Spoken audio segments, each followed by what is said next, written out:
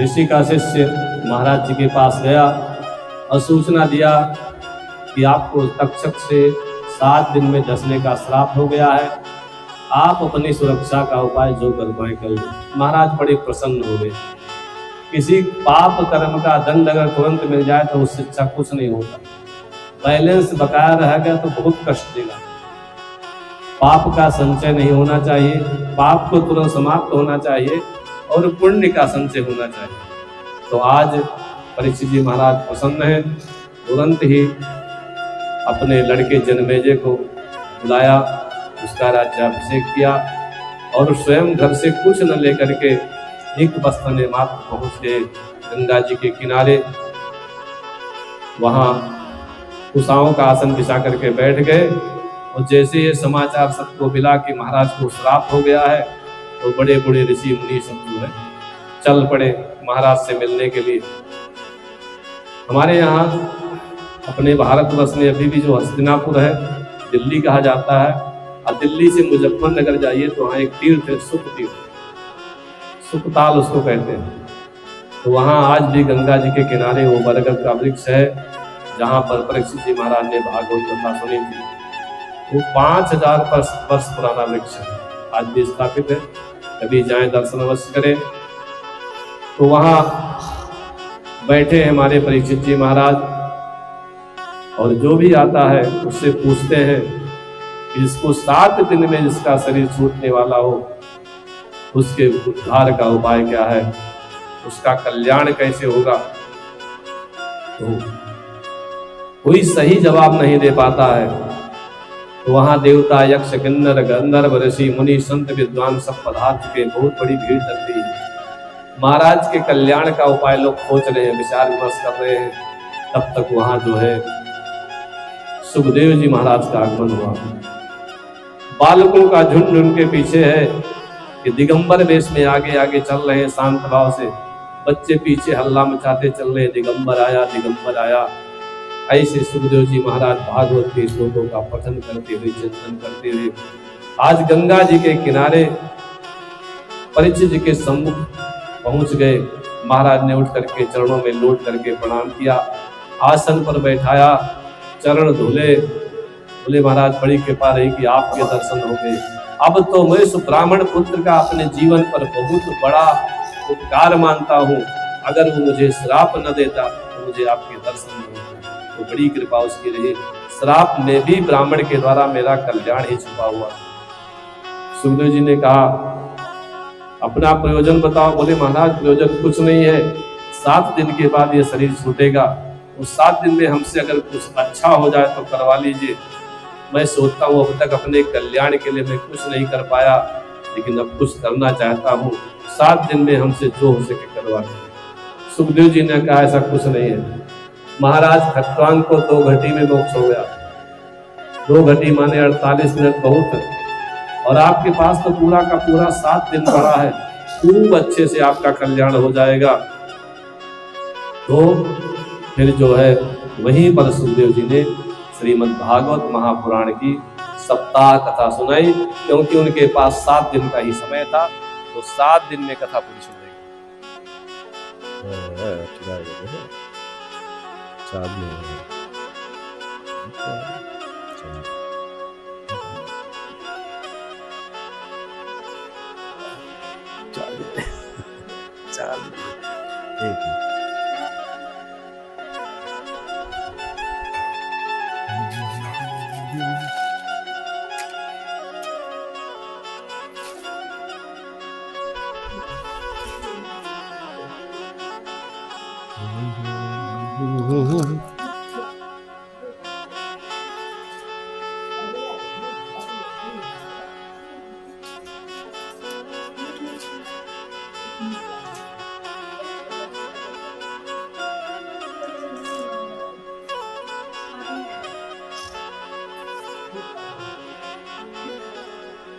Hello.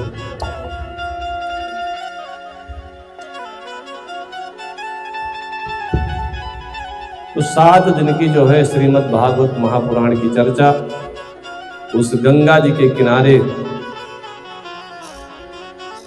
Sukhdev ji भगवान ने परीक्षित जी महाराज को सुनाई। उसी कथा को आज यहाँ सौनक जी महाराज जो है सूत जी के द्वारा श्रवण कर रहे हैं।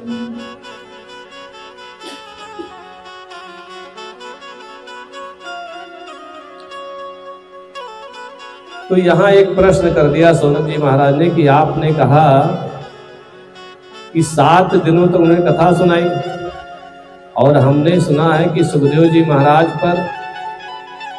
महाराज एक स्थान पर उतने ही दिन रुकते हैं जितना समय एक गाय का दूध निकालने में लगता है। तो 7 दिन जो है बैठ करके कथा सुनाई, भी बैठ करके।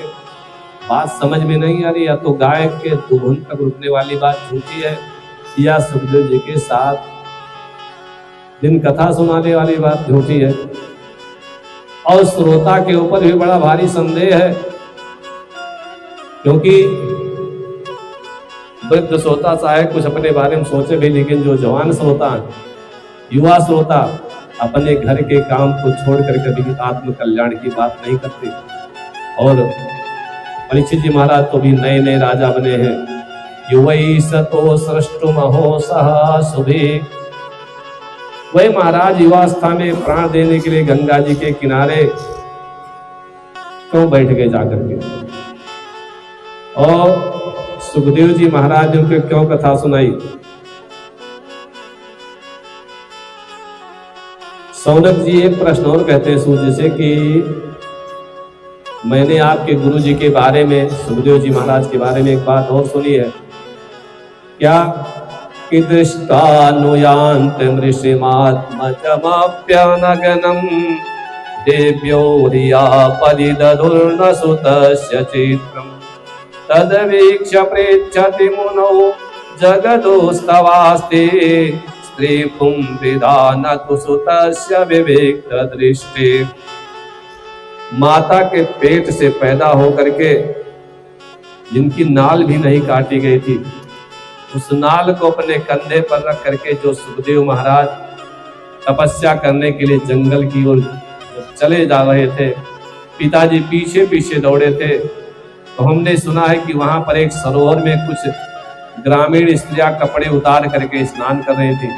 सुखदेव जी भागते भागते चले गए, स्त्रियां चकित होकर के देखती रही, किंतु जब व्यास जी पीछे पीछे दौड़ते हुए आए तो झट से उन्होंने कपड़े पहनने शुरू कर दिए। व्यास जी खड़े हो गए, बोले देवियों एक प्रश्न का उत्तर दो। बात मेरी समझ में नहीं आई कि मेरा पुत्र 16 वर्ष का युवक है, भी यहाँ से गया, तुमको उससे लज्जा नहीं आई, हम मुझ जैसे बूढ़े से लज्जा कर रही हो, तुम मेरी बेटियों के समान हो, इसका क्या रहस्य है। तो देवियों ने कहा तवास्ति स्त्री पुंभिदा न तो सुतस्य विविक्त दृष्टे, तुम्हारे अंदर स्त्री पुरुष का भेद का ज्ञान है, और तुम्हारे पुत्र को तो ये पता ही नहीं कि स्त्री क्या होती है, पुरुष क्या होते हैं। सारे दुख तो मन के भेद से होते हैं। क्रोध होता ही तब है जब दो हो, अब बिना दो के कोई अकेले किसी गुस्सा नहीं आता। एक कोई कारण होना चाहिए जिसके ऊपर गुस्सा आए, और एक कोई कारण होना चाहिए जिससे दुख मिले। ना अकेले दुख होता है, ना अकेले सुख होता है। तो तुम्हारे पुत्र का द्वैत भाव मिटा हुआ है, और तुम्हारे अंदर द्वैत है, स्त्री पुरुष का भेद है, इसलिए तुम्हें महाराज कष्ट है। तो सौनक जी कहते हैं सूत जी आपके गुरुदेव सुखदेव भगवान ने फिर एक स्थान पर बैठ करके कथा क्यों सुनाई, और परीक्षित जी महाराज युवावस्था में क्यों सुनी। तो सूत जी ने कहा कि महाराज कथा सुनाने के कारण बताया कि उनका श्राप था और कोई निवारण नहीं था, और सुखदेव जी महाराज कृपा करके आ गए कथा सुनाने के लिए। क्यों? क्योंकि वहां जो दोनों श्रोता वक्ता बैठे हैं, एक सुखदेव जी महाराज और एक जो है परीक्षित जी महाराज। परीक्षित जी महाराज ऐसे कि उनको गर्भ के अंदर ही भगवान का दर्शन हुआ था, क्योंकि ये अभिमन्यु के पुत्र हैं। उत्तरा के गर्भ में जब ये थे, अपनी माँ के गर्भ में, अश्वत्थामा ने ब्रह्मास्त्र को छोड़ा गर्भ को नष्ट करने के लिए। न रहेगा बांस, न बजेगी बांसुरी, न बनेगी बांसुरी। तो गर्भ प्राय मृत प्राय हो गया था, मरने में कुछ ही क्षण से थे। उत्तरा चिल्लाती हुई कृष्ण के पास पहुंची, रक्षा करो महाराज, वीरेंद्र बहुत जलन हो रही है। भगवान चक्र को लेकर के चक्र घुमाते हुए छोटा सा स्वरूप बना करके गर्भ के अंदर चले गए। तो परीक्षित जी महाराज ने भगवान के उस स्वरूप का दर्शन किया था गर्भावस्था में, इसीलिए जब बाहर निकले तो अपनी गर्दन को घुमा घुमा करके इधर उधर देख रहे थे, इसीलिए उनका नाम रखा गया था परिताईक्षिता, चारों तरफ देखने वाला, मतलब परीक्षित। ये तो श्रोता हुए, इतने महान श्रोता जिनको गर्भ में ही भगवान का साक्षात्कार हुआ। और वक्ता कितने महान है सुखदेव जी महाराज, माता के गर्भ में 12 वर्ष तक रह गए। जब भगवान ने आकर के गारंटी लिया कि मेरी माया तुमको व्याप्त नहीं होगी, तब बाहर आए। तो श्रोता वक्ता ज्ञान निधि दोनों बड़े विलक्षण श्रोता वक्ता है, न उनको ऐसा श्रोता मिलता है इतना उच्च कोटि का, और न उनको इतना अच्छा वक्ता, इसीलिए वो कथा सुनाने बैठे और वो कथा सुनने बैठे। इसी प्रसंग में जो है कहा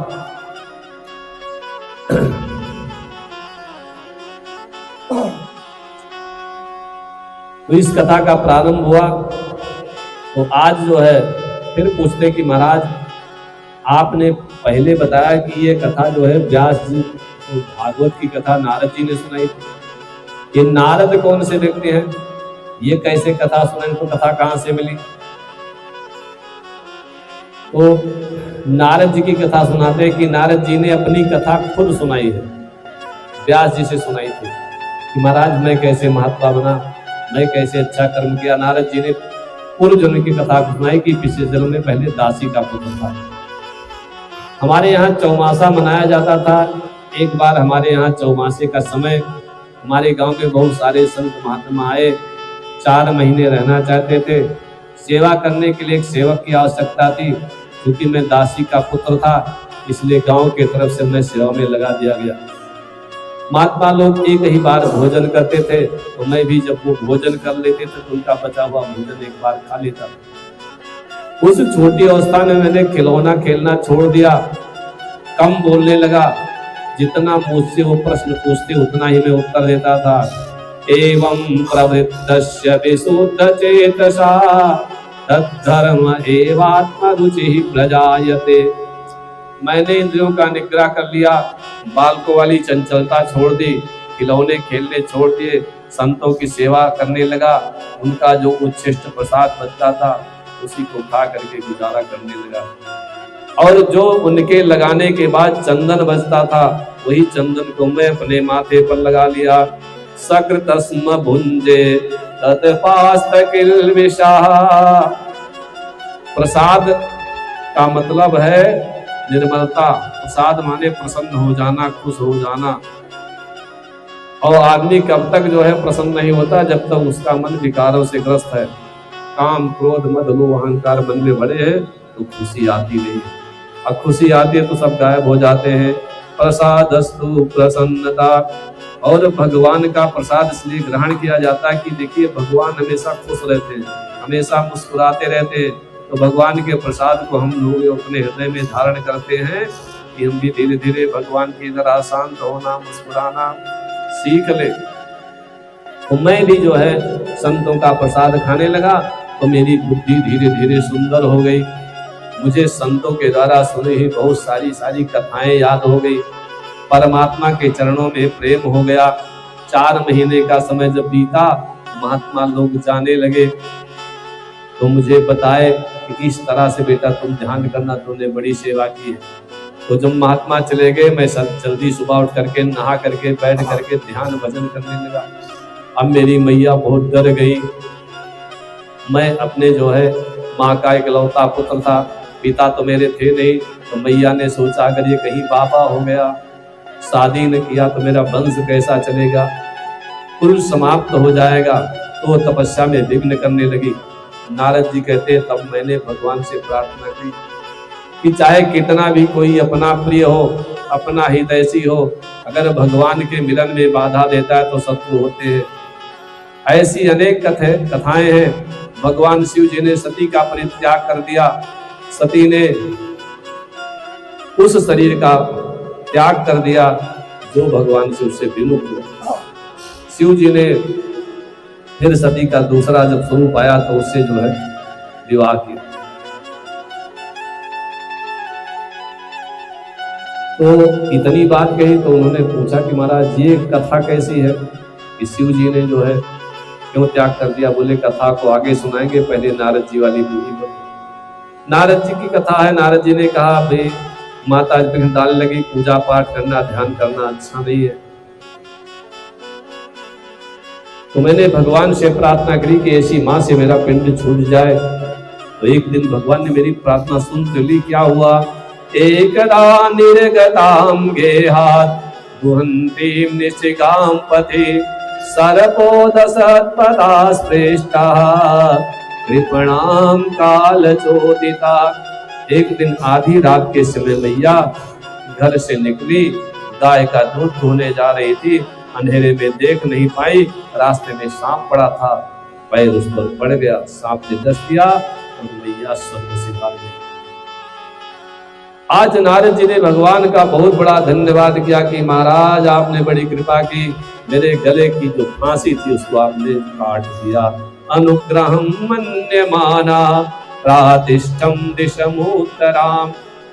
वो तो साधु उत्तर दिशा की ओर गए थे, तो आज मैंने भी जो है भगवान की कृपा मान करके उत्तर दिशा की ओर प्रस्थान कर दिया।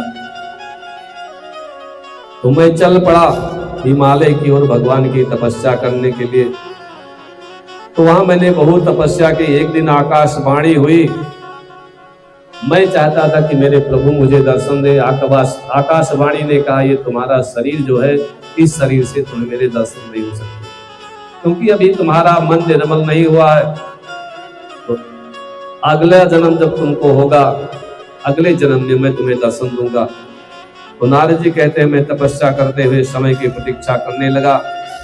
जब कल्प की समाप्ति का समय आया तो मेरा भी शरीर छूट गया। सृष्टि पुनः बनने की व्यवस्था हुई। तो ब्रह्मा जी की रात्रि बीती, नाभि से कमल पैदा हुआ, कमल से ब्रह्मा आए। ब्रह्मा के द्वारा मरीच, अत्रि, वशिष्ठ, पुला, भृगु आदि प्रकट किए गए और उन्हीं ब्रह्मा जी की प्राण वायु से मैं नारद प्रकट हुआ। प्राण से भगवान ब्रह्मा के प्राण से नारद जी की उत्पत्ति हुई। प्राणाभ्योहम च जगगिरे नरस्यैदम अज्ञानम।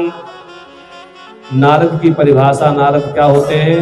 नरस्यैदम अज्ञानम नारम तत् यदि खंडयति असौ नारदः। मनुष्य का जो माया जनित अज्ञान उसको जो खंडन करे, काट काट करके समाप्त कर दे, उसका नाम है नारद। माया समाप्त करने वाला जीव जो भगवान से मिला दे उसका नाम है नारद। इसलिए नारद को जो है भक्ति योग का आचार्य कहा गया। तो नारद जी कहते हैं इस प्रकार मैंने एक दिन भगवान को प्रणाम किया तो भगवान की कृपा से मुझे ये वीणा जो है प्राप्त हो गई। भगवान नारद की वीणा का नाम है महती। तो मैं अपनी महती नाम की वीणा को हमेशा बजाता रहता हूँ और भगवान का कीर्तन करता रहता हूँ, भगवान से प्रेम करता रहता हूँ। भगवान से अच्छा मुझे संसार में कुछ नहीं लगता। अहो देवर्षि धन्योऽयं यत् कीर्तिं सार्गधन्वनः गायन माद्यन्निदं तन्त्र्या रमयत्यातुरं जगत। तो इस प्रकार से वेद व्यास जी से ये कथा जो है अपने जीवन की नारद जी सुना करके चले गए थे। उसी वेद व्यास जी के पुत्र हैं सुखदेव जी महाराज। आज गंगा के किनारे बैठे हैं और भागवत की कथा परीक्षित जी महाराज को सुनाना प्रारंभ करते हैं। दो बार भगवान का नाम लेते हैं, फिर हम लोग कथा में आगे चलते हैं। गोविंद हरे गोपाल हरे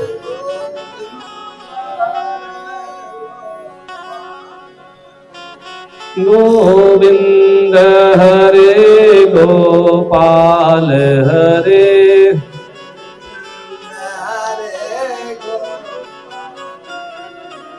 जय जय प्रभु दीन दयाल हरे।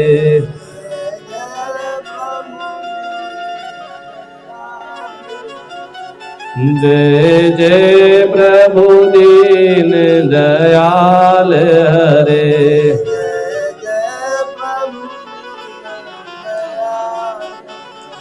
गोविंद हरे गोपाल हरे,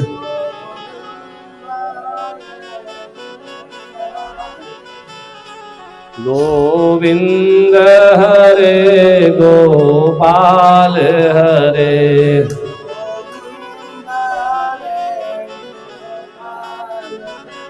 बोले वृंदावन बिहारी लाल की, सच्चिदानंद भगवान की जय। सुखदेव जी कहते हैं, राजन तुमने ऐसा प्रश्न किया है कि जो म्रियमाण व्यक्ति है, जिसकी जल्दी मृत्यु होने वाली है, उसके लिए कौन सा धर्म है, कौन सा जप तप है, कौन सा अनुष्ठान है। तो ये प्रश्न तुम्हारा सारे संसार का प्रश्न है, संसार का कल्याण करने वाला है। संसार में कोई ये नहीं कह सकता कि हम मरने वाले नहीं हैं और मरते समय क्या करना चाहिए तुम कर रहे हो, लेकिन मैं कहता हूं आज तक तुमने क्या किया, कभी इस पर विचार किया? पूरी जिंदगी खाने और सोने में, रुपया पैसा कमाने में बीत गई, परिवार का पालन पोषण करने में पूरा दिन बीत गया, रात बीत गई, आयु रूपी धन धीरे धीरे समाप्त हो गया,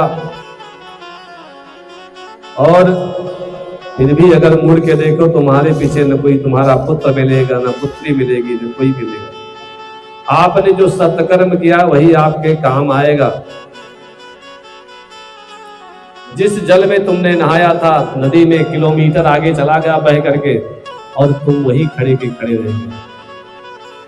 तो सुखदेव जी भगवान कहते हैं, राजन तुम्हारे पास 3 साधन हैं, एक ज्ञानेंद्रिय, एक कर्मेंद्रिय और अंतःकरण। तो ज्ञानेंद्रियों का प्रतिनिधित्व होता है श्रवण, सुनने से ज्ञानेंद्रिय जागृत होती है। कर्मेंद्रियों का जो 5 कर्मेंद्रियां, सबसे मुख्य उसमें जीव, और अंतःकरण का प्रतिनिधि है मन। तो तीनों को नियंत्रित करने के लिए हमें भगवान के नाम का श्रवण, जिह्वा पवित्र करने के लिए भगवान के नाम का कीर्तन, अंतःकरण को शुद्ध करने के लिए भगवान का स्मरण करना चाहिए। 2 प्रकार के योग बताए गए हैं, सांख्य योग और कर्म योग।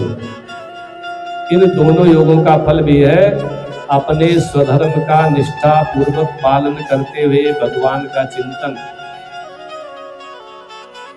भगवान कहते हैं गीता में अर्जुन से कि अर्जुन सांख्य और योग, ज्ञान योग और भक्ति योग, कर्म योग, सब लोग कहते हैं कि ये सब अलग अलग है, लेकिन इसमें से कोई अलग नहीं है। जो कर्म योगी होगा वही ज्ञान योगी होगा।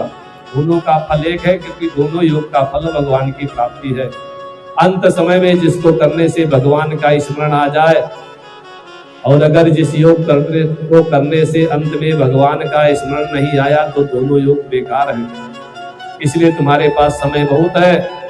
सुखदेव जी कहते हैं, राजन मैंने अपने पिताजी से भागवत पढ़ी है, मैं ब्रह्मनिष्ठ साधक हूँ, लेकिन उस भगवान के लीला कथा को सुन करके उधर मेरा मन खिंच गया, और मैं आपको लीला सुनाना चाहता हूँ भगवान की।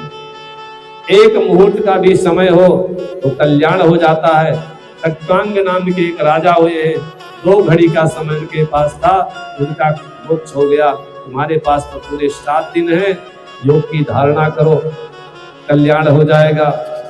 योग में कौन सा योग? योग करना बहुत सरल नहीं है। योग का मतलब होता है जोड़, भगवान के साथ अपने आप को जोड़ो। कैसे जोड़ेंगे? सुखदेव ने उपाय बताया, जितासनो, जित श्वासो, जित संगो, जितेंद्रिया। केवल 4 बात बताई। जितासनो, पहले आसन पर बैठने का अभ्यास करो। अभी हम लोग आसन पर बैठ नहीं पाते हैं, 10 मिनट बैठे कि पैर में दर्द होने लगा। फिर बताया जब आसन पर बैठने का अभ्यास हो जाए, जित श्वासो, फिर श्वास को ठीक से लेने का अभ्यास करो। अभी हम लोग कभी जल्दी जल्दी श्वास लेते हैं, कभी धीरे धीरे लेते हैं, कभी बहुत तेज लेते हैं।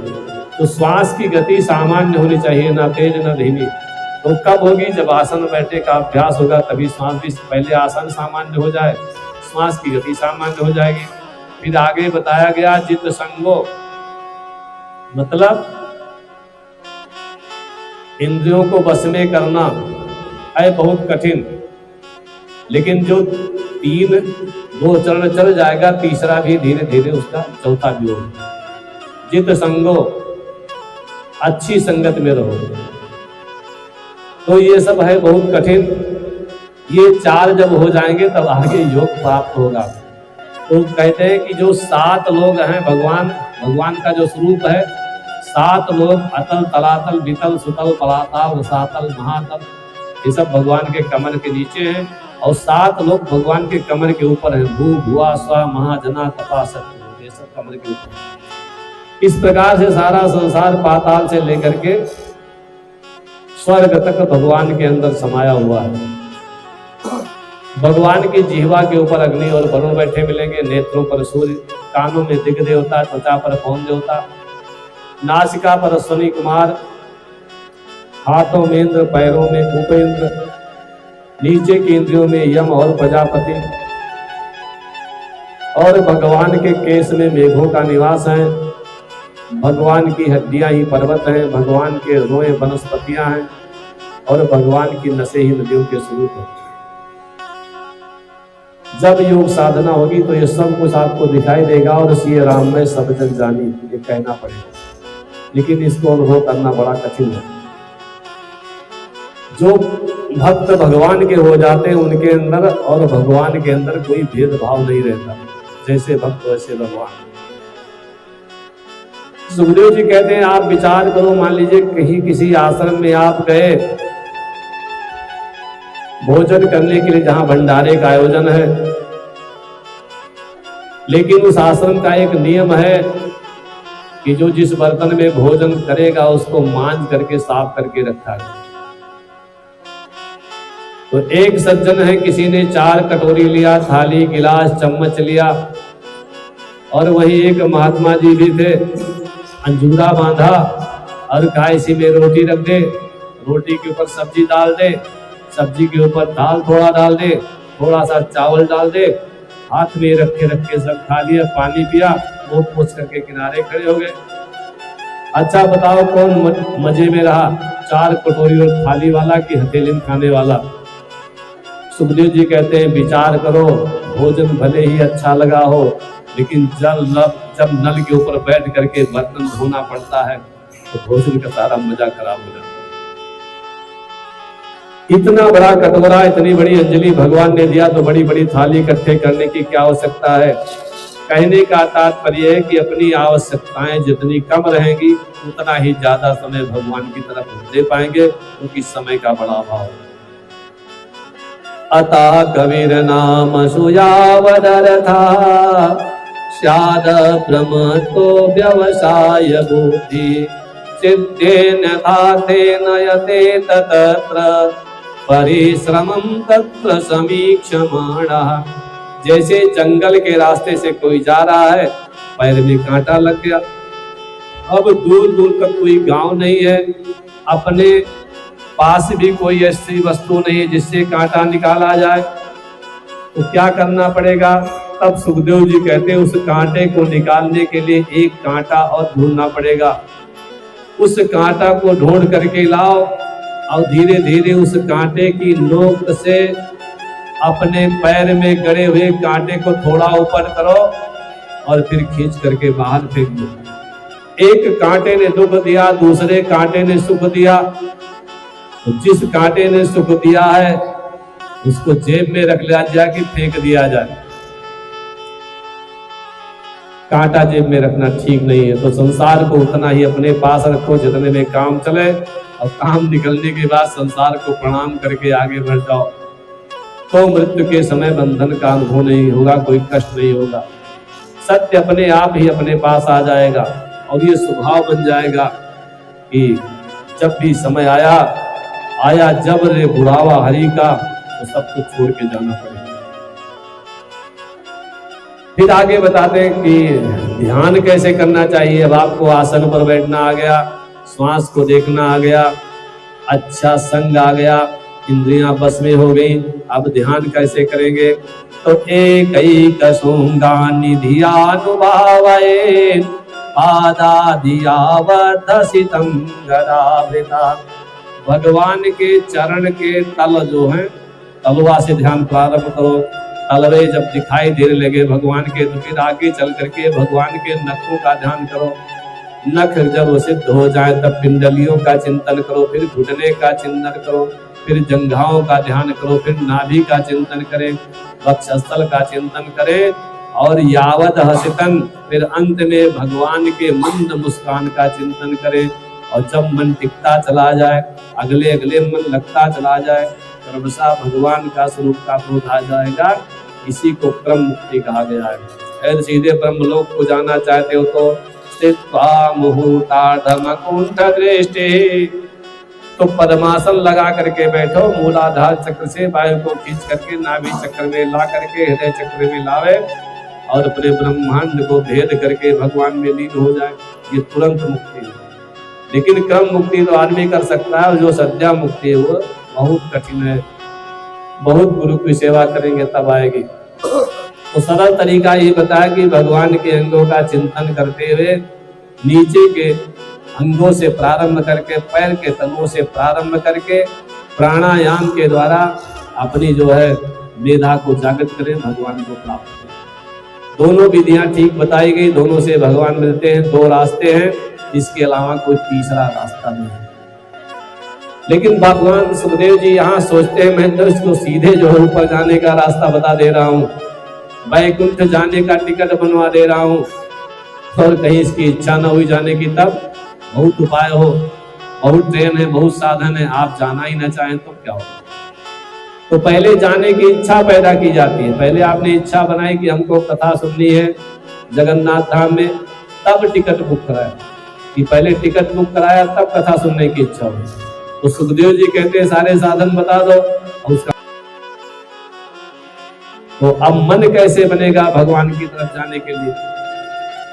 तो उसके लिए सुखदेव जी ने भगवान की कथा सुनाई। भगवान की कथा सुनने से भगवान के प्रति आकर्षण पैदा होता है और भगवान की तरफ जाने का मन कहता है। जब मन बने तब योग इत्यादि साधन उनका आश्रय लेकर के व्यक्ति जाए।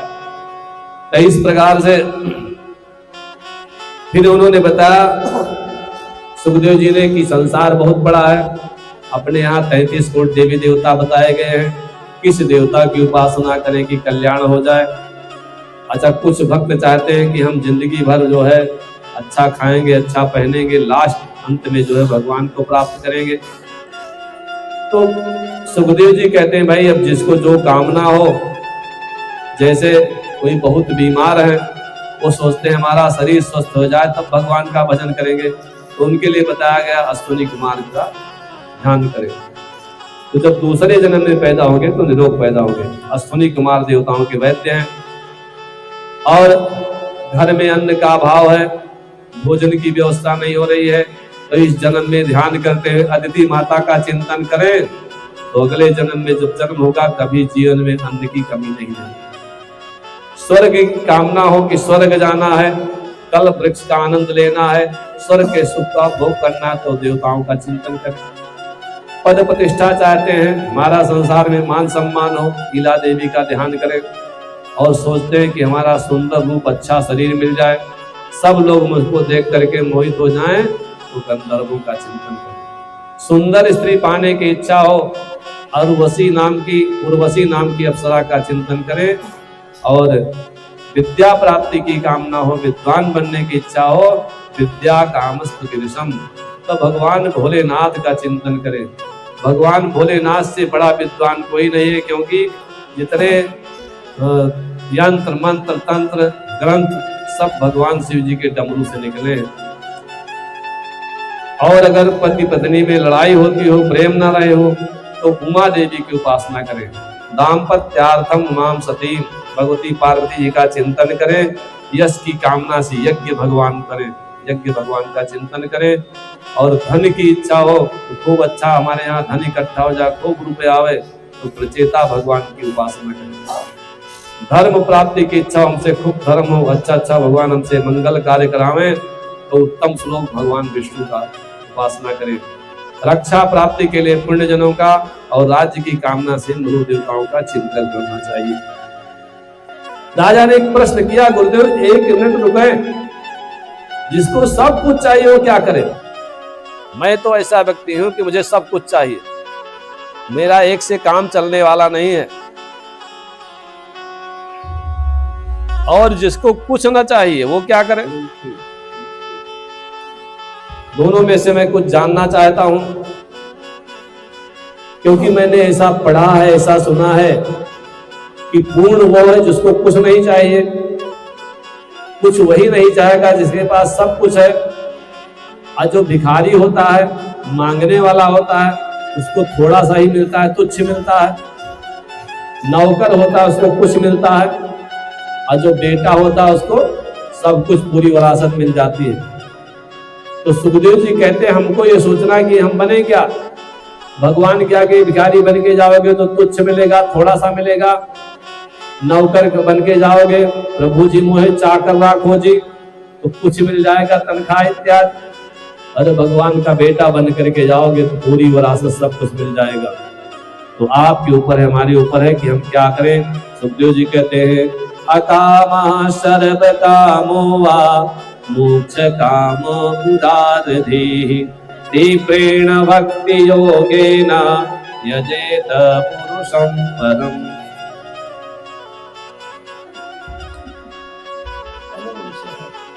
जिसको कुछ नहीं चाहिए या सब कुछ चाहिए अथवा केवल परमात्मा चाहिए, उसको भी तीव्र भक्ति योग के द्वारा कृष्ण भगवान का चिंतन करना चाहिए और कोई दूसरा चिंतन न करे।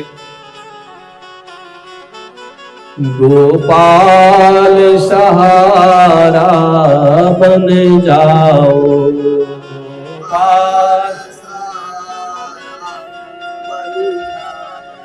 गोपाल सहारा बन जाओ,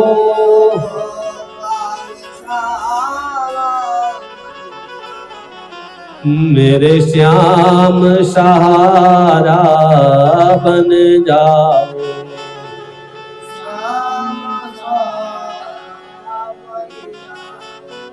मेरे श्याम सहारा बन जाओ,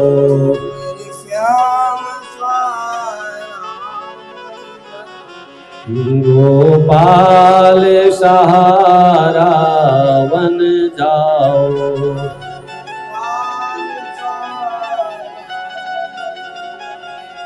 तो एतावाने वयजता निहिने श्रेयसोदया। भगवान वल्लभाचार्य ने लिखा यजताम का मतलब है भगवान की अनुकूलता को प्राप्त करना। भगवान को हम कई तरह से अपने अनुकूल कर सकते हैं, जैसे जप करके, यज्ञ करके, तीर्थ करके, दान करके, कीर्तन करके और अपनी सारी इंद्रियां भगवान में लगा करके भगवान को हम प्राप्त कर सकते हैं। और जिनकी इंद्रियां भगवान से विमुख हैं, भगवान की तरफ नहीं जाती, उनका क्या होगा?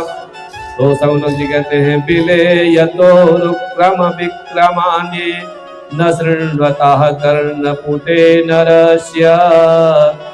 मतलब इसी बात को जो है तुलसीदास जी ने कहा कि जिन हरि कथा सुनी नहीं काना, श्रवण रंग यही भवन समाना। मेढक का एक बहुत बढ़िया नाम कहा गया है दादुर। और जब सावन का महीना आता है, बरसात का, तो मेढक बोलता है, लेकिन अब क्या बोलता है उसका मतलब किसी के समझ में नहीं आता। तो आज भी जब कोई ज्यादा बड़बड़ करता तो कहते हैं क्या मेढक की तरह टर लगाए हो, चुप रहो। और भगवान का एक नाम है उरुगाय। उरु माने बहुतरम गीते, जिसकी कीर्ति कभी समाप्त न हो, जिसकी कीर्ति का गान कभी चुके ना। तो ऐसे भगवान है कि बालू के कण भले कोई गिन ले, लेकिन भगवान के गुणों को कोई गिन नहीं सकता। ऐसे गुण मेरे प्रभु के हैं। तो ऐसे प्रभु के गुणों का वर्णन न किया जाए तो जीव बेकार है। और जब ये बात जो है सुखदेव जी ने कही तो राजा परीक्षित के हृदय में आज सच्चा वैराग्य उत्पन्न हो गया। राजा परीक्षित एक झटके में घर छोड़ करके चले आए थे, लेकिन घर, पुत्रों, पत्नी, खजाने और राजकाज की याद आ रही थी। ऐसे कोई थोड़े वैराग्य हो जाता है। कहते एक सज्जन थे, नौकरी से रिटायर हुए तो मन में आए चलते हैं भगवान का भजन करते एक आश्रम में आ गए, एक कमरा बनवा करके दान कर दिया, वहां रहने लगे। बहुत सारे महात्मा वहां। सुबह उठ करके महात्माओं को जो है दंडवत करते हैं और महात्माओं को लोग दक्षिणा देते हैं। इन्होंने सोचा हम भी क्यों ना महात्मा बन जाएं, लोग हमें दंडवत करेंगे, दक्षिणा भी देंगे। तो महंत जी से जाकर के कहा, गुरु जी हमको भी संन्यास दे दो। गुरु जी ने कहा, बेटा संन्यास बड़ा कठिन है, संन्यास लोगे तो भंडारे की वो हल्की वाली चाय पीनी पड़ेगी, भंडारे की रोटी खानी पड़ेगी, तखत पर सोना पड़ेगा। तुम जाओ घर अपनी पत्नी के साथ ठाट के साथ रहो, बिगड़ गए ने हमको संन्यास ही लेना। तो बोले फिर शर्तें हैं, कौन कौन सी शर्तें हैं? जो भी शर्त होगी हम मानेंगे। सन्यासी बन के तैयार हो गए। शाम को 3 बजे घंटी बजी। लोगों से पूछा, भाई आश्रम में घंटी का 1 बजी है? लोगों ने कहा, महाराज चाय की घंटी है, गिलास लेकर के लाइन में खड़े हो जाओ। कभी लाइन में लगे नहीं थे, बड़ी तकलीफ हो रही थी, करें क्या? क्योंकि बाबा बन गए, अब तो करना ही करना है। गुरुजी ने पहले बता दिया था। लाइन में लग के नंबर आया, चाय लिया, चाय पिया। कहाँ 2-2 आदमी 4-4 बैठा करके चाय पिलाते थे, और कहाँ ये गिलास लेकर के खड़े 1 कप चाय ला। मन खराब हो गया। पत्नी से मिलने के लिए घर पहुंच गए। सामने से नहीं गए, लोग कहेंगे बाबा बन गए तो पत्नी के पास क्यों आए? पीछे के दरवाजे से गए, ताली बजाई पत्नी के कमरे के बाहर। बोले देवी। उसने झांक करके देखा, भूतपूर्व पति देव जी खड़े हुए। क्या बात है? बोले चाय तो पी लिया, लेकिन वहां मन नहीं माना। एक चाय घर वाली बढ़िया अच्छी पत्ती वाली पिला दो। हम लोग 35 साल से साथ साथ रहे हैं। पत्नी ने कहा ठीक है, पिला देगी, कोई बात नहीं। हमारे भूतपूर्व पतिदेव तो ही आजकल तो महात्मा बन गए हो, भिखारी समझ करके चाय पिला देते हैं। दूध में चाय पत्ती डाली, चाय बनाया, बड़ी सुंदर चाय बनाई। और जैसे ही चाय पिए मन एकदम प्रसन्न हो गया। बोले देवी वाह, आनंद आ गया। भाग करके फिर अपनी कुटिया में पहुंच गए। फिर जब सभा हुई, चाय की तलब लगी, और दिखाने के लिए फिर गिरा लेकर के भंडारे की लाइन में खड़े हो गए। लेकिन वो मुंह में लगाए, अच्छी नहीं लगी। पीछे जा करके कूड़े में चाय को फेंक दिया और भाग करके पत्नी से फिर कहा, शाम वाली चाय बड़ी सुंदर थी। ताली बजाई पत्नी से, रोज ये आएंगे तो पहले से चाय बना करके तैयार रखी थी। रोज जाते हैं सुबह शाम पत्नी के पास चाय पीने। महंत को पता लग गया। उन्होंने बताया, क्यों जी, मैंने तुमसे कहा था संन्यास मत लो, तुमने क्यों नहीं माने? जीभ को नहीं जीत पाए तो भी हम तुमको एक अवसर देते हैं, या तो चाय छोड़ दो या संन्यास छोड़ दो। बेचारे बड़ी देर तक बैठे रहे, समझ में नहीं आया कि चाय छोड़े कि संन्यास छोड़े। अंत में कहा, गुरु जी बुरा न मानो तो संन्यास को ही छोड़ देते हैं। उन्होंने चाय छोड़ दिया, चाय नहीं छोड़ी, संन्यास को छोड़ दिया। सुखदेव जी कहते हैं कि विषयों का त्याग करना बड़ा कठिन है। अगर हमको छोड़ना हो तो एक दिन हम लोग चाय न पाए तो परेशान हो जाते हैं। जो प्रिय वस्तु परेशान हो जाते हैं, फिर संसार को हम कैसे छोड़ पाएंगे? कहने से, बात करने से संसार नहीं छूटता। सुखदेव जी कहते हैं, राजन आप यहाँ पर आकर के बैठे हो, आपको पता है कि एक दिन मृत्यु आपके निश्चित है। आपके साथ में हजारों महात्मा बैठे हैं, मैं भी बैठा हुआ, लेकिन बताइए इतने भीड़ में आपको घर की याद आई कि नहीं आई? परीक्षित जी ने कहा, याद तो आई। बोले तब क्या छोड़ करके आए हो? आत्मजाया सुतागार पशुद्रविण बंधुषु राज्ये चा विकले नित्यम विरूढ़ाम ममताम जाओ। यहाँ सुखदेव जी ने कोई शर्त नहीं लगाई, लेकिन एक प्रश्न पूछा, घर की याद आई? परीक्षित जी का, महाराज याद तो आई। बोले तब कहाँ घर छोड़ करके आओ? सबको दिखा रहे हो, मैं घर छोड़ करके मकान, दुकान, बच्चा, पत्नी, धन, राज, सम्मान सब छोड़ करके चला आया। उसके आसन में बैठे, क्या बैठे हो वास्तव में? तो मन को बस में करना बड़ा कठिन है। ये भाग करके वही जाता है जहां से आया है। गुरु की कृपा हो जाए तो बात अलग है। परीक्षित जी ने कहा, महाराज कुछ ऐसा सुनाओ कि गुरु की कृपा हो जाए। तो क्या सुनाए? बोले महाराज यही जानना चाहते हैं, मन कैसे फंसता है, माया क्या है, ये संसार क्यों बनाया गया है, भगवान कैसे संसार को बनाते हैं, कैसे चलाते हैं। तो परीक्षित जी ने ये प्रश्न किया। इस प्रश्न के बहाने भगवान की पूरी कथा पूछ ली। ये भगवान कैसे बनाते हैं, कैसे चलाते हैं, तो कथा हो ही गई। सुखदेव जी भगवान को याद आया, अब तो पूरी कथा इनको सुनानी पड़ेगी, तभी इनका मन निर्मल होगा।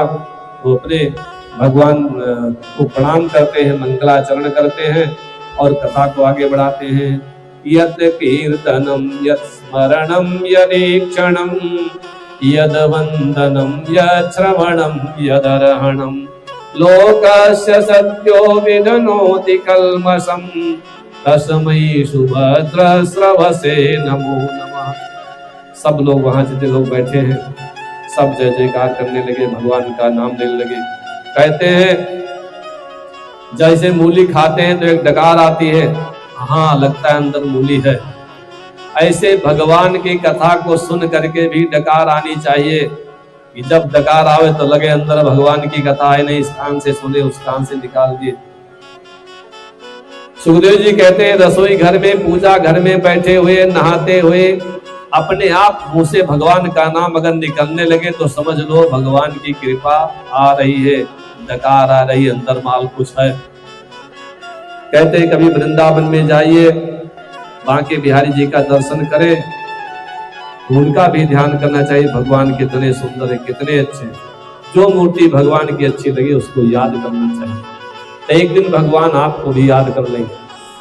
भगवान की याद करेंगे तो भगवान की दया हो जाएगी। कहते हैं भगवान की याद होती है तो भगवान सारे पापों से मुक्त कर देते हैं। ऐसे भगवान को हम प्रणाम करते हैं। अच्छा, किसी ने कहा अगर भगवान के यहाँ सीधे एंट्री न हो जाए तो, बोले सीधे नहीं जा सकते तो भगवान के दास बन के जाओ, उनके दासों के दास, भक्तों के भक्त बन करके जाओ। यदुपाश्रया। किसी संत से किसी ने पूछा भगवान तुमको मिलेंगे? बोले हमें तो अभी तक मिले नहीं। बोले तो कब मिलेंगे? बोले हम हनुमान जी से पूछ करके बताएंगे। हनुमान जी से पूछा महाराज भगवान मिलेंगे? बोले जरूर मिलेंगे।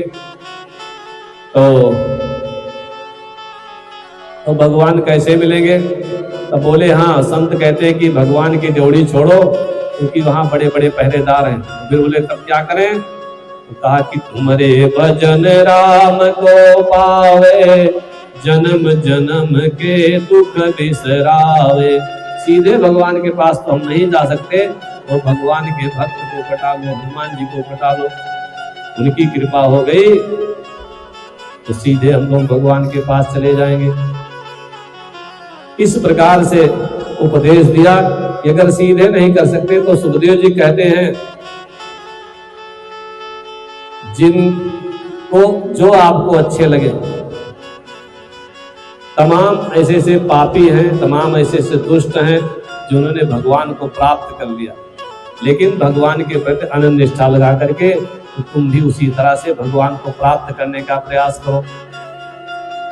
वेद भगवान कहते हैं स एकाकी ना रमत, कि जिसको एकांत में रहना अच्छा नहीं लगा, सा ऐक्षत, ऐसे परमात्मा ने संकल्प किया एको हूं बहुत श्याम, मैं अकेला हूं, मैं बहुत रूप में प्रकट हो जाऊं।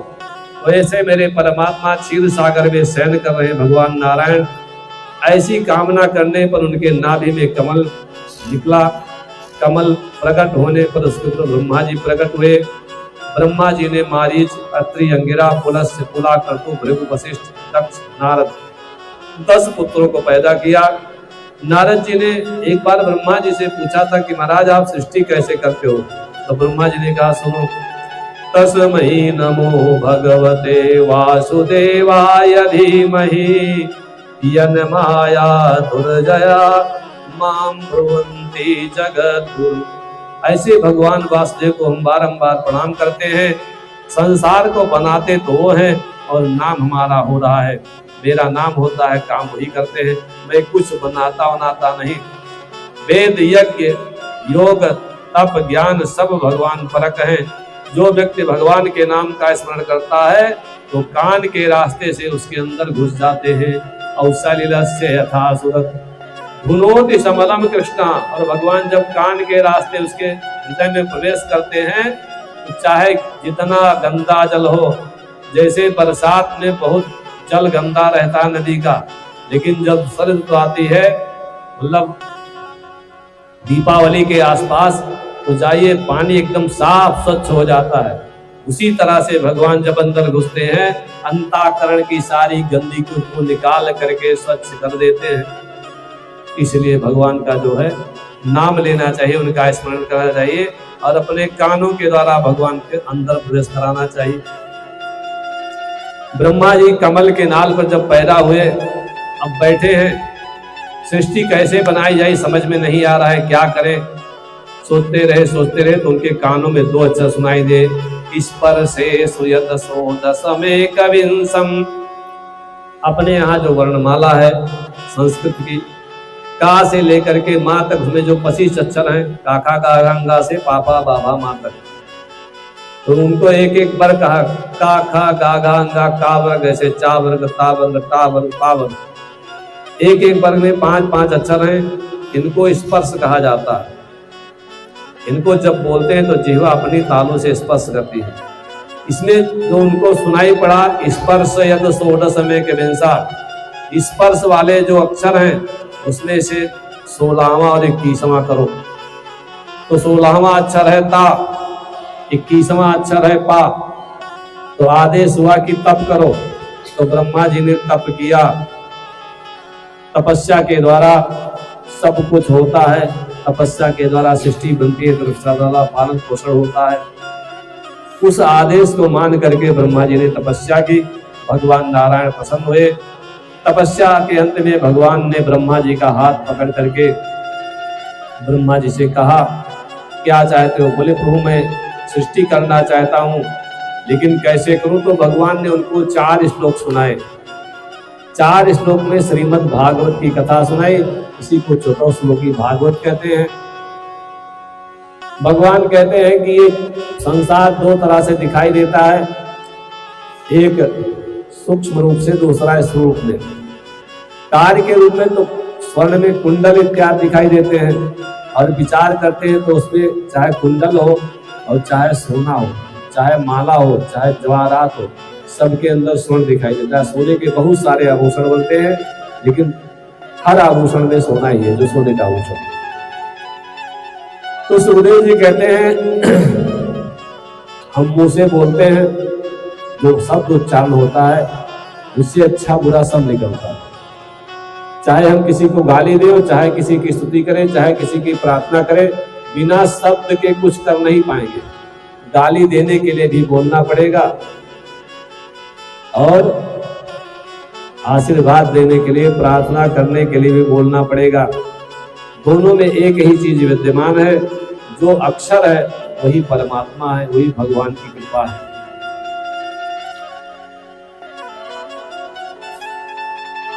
तो सुखदेव जी कहते हैं कि महाराज,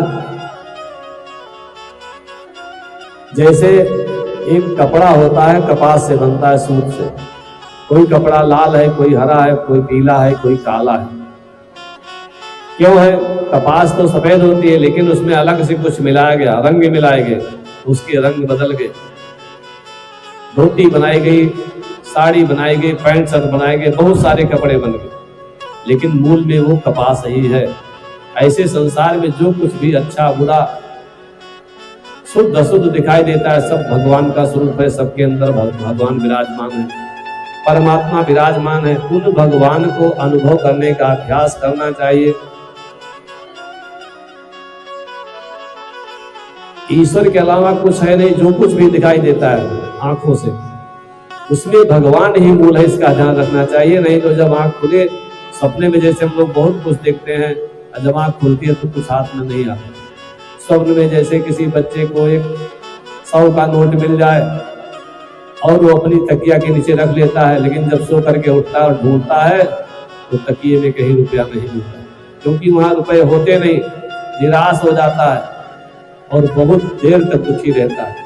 इसी प्रकार से हम लोग मोह निद्रा में शयन कर रहे हैं, ना होते हुए भी संसार की जो स्वरूप क्रियाकलाप का दर्शन करते हैं, उसी में जुड़ जाते हैं। हमको लगता है कि भगवान तो कभी दिखाई दिए नहीं, कभी अनुभव नहीं हुआ, वो तो असत्य है। और बाकी जितना कुछ दिखाई दे रहा है चिंतन करो तुरंत आ जाता है। सब कुछ पैसे से खरीद सकते हो, वही सत्य हो, हमारे सामर्थ्य में। ईश्वर तो कभी हमारे पकड़ में आए नहीं, उसका विश्वास कैसे करें। लेकिन श्रुतियां कहती हैं, वेद कहते हैं, इस संसार का मूल कारण परमात्मा है। परमात्मा को कभी भूल नहीं चाहिए। जैसे घड़ा होता है, मिट्टी, तो घड़े का मूल कारण है मिट्टी। मिट्टी नहीं होगी तो घड़ा नहीं बनेगा। कुम्हार उस मिट्टी से घड़ा भी बनाता है, खिलौने भी बनाता है, दीपक भी बनाता है, बहुत कुछ बनाता है, लेकिन सब चीज में मिट्टी मूल है। ऐसे संसार में जो कुछ भी शुभ अशुभ, अच्छा बुरा जो भी दिखाई दे रहा है, सब में जो है मूल भगवान है।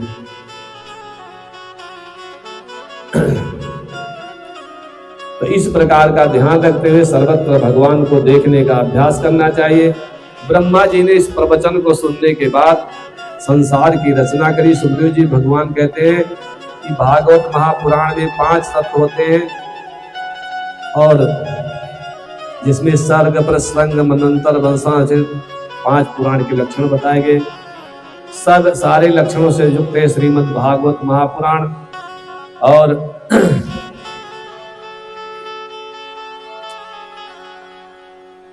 परीक्षित जी ने कहा, महाराज ये मुक्त कौन होता है, मुक्त किसे कहते हैं। सुखदेव जी ने कहा, मुक्तार हित्वा मुक्तर हित्वा अन्यथा रूपम स्वरूपेण व्यवस्थिति। जैसे कि हम लोग रंगमंच के ऊपर मान लीजिए नाटक कर रहे हैं, नाटक में जो नहीं होता वो बनना पड़ता है, क्योंकि नाटक में सही अभिनय नहीं करेंगे तो नाटक अच्छा नहीं बनेगा। कहते हैं एक जगह राम जी की लीला हो रही थी। जिस व्यक्ति को हनुमान जी का पाठ करना था उनको मलेरिया हो गया। एक दिन पहले रामलीला वाले ने घोषणा कर दी, कल आपको हनुमान जी का दर्शन कराएंगे। अब अगले दिन हनुमान जी तो बीमार हो गए, अब क्या करें, बड़े घबराए। दूसरा आदमी कहां से लाए, कहते हैं हलवाई जी थे, मोटे ताजे। कमेटी वालों ने उनसे कहा कि लाला जी एक दिन के लिए आप हनुमान जी बन जाओ। बोले ठीक है, बन तो जाऊंगा, लेकिन मैंने कोई हनुमान जी का पाठ याद नहीं किया, कैसे करूंगा। बोले कुछ नहीं करना है, रावण बना बैठा होगा सिंहासन पर, वहां तुमको बांध करके ले जाया जाएगा। वो पूछेगा बानर तू कौन है, तुम कह देना रामदूत हनुमान। इतना तो बोल ही सकते, बोला कह देंगे। कहते हैं अब सच धस करके रावण हनुमान मंच पर पहुंच गए। लेकिन जो रावण बना था उस रामलीला में उस गांव का बहुत बड़ा गुंडा था। उसका स्वभाव था बिना किसी को एक दो जड़ दिए छोड़ता नहीं था। अब बेचारे हलवाई जी को राम जी की कथा तो आती नहीं थी। अब क्योंकि हनुमान जी पकड़े गए, कुछ मालूम था नहीं। मंच पर जैसे पहुंचे, रावण ने मूंछों को ताव दिया, बोला ए बानर कौन है, तूने मेरी बगिया क्यों उजाड़ी।